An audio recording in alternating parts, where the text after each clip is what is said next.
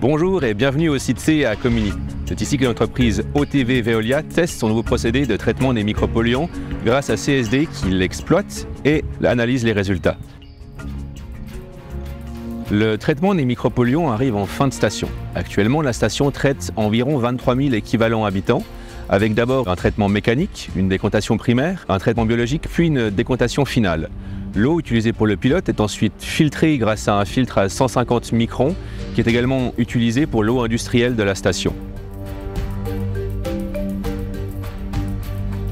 Le procédé EPA-Carbefel est un traitement au charbon actif micrograin en lit fluidisé.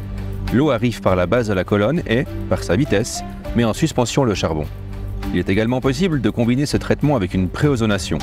Lors des essais, nous avons utilisé cette combinaison de procédés, mais également fonctionné uniquement avec le charbon actif en micrograin en lit fluidisé afin de pouvoir quantifier l'apport d'une préozonation. Le procédé EPA-Carbefel se démarque de celui des autres fournisseurs par la combinaison d'une ozonation courte suivie d'un traitement sur lit fluidisé. Cela permet l'absorption des micropolluants en les oxydant.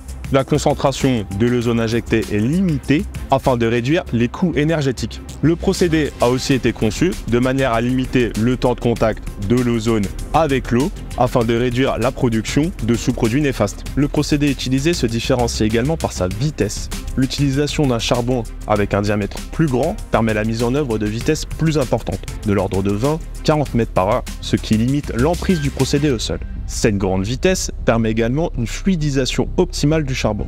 Grâce à cela, les matières en suspension ne sont pas piégées dans le lit de charbon et cela permet de réduire drastiquement le besoin de lavage des filtres. Les essais pilotes réalisés pendant plus d'1 an à la steppe du site C sont bientôt finis.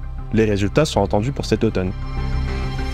Au vu des résultats qui nous semblent très bons selon les premières analyses, OTV va donc ensuite répondre à des appels d'offres pour implémenter ce procédé dans différentes stations de Suisse ou au travers du monde.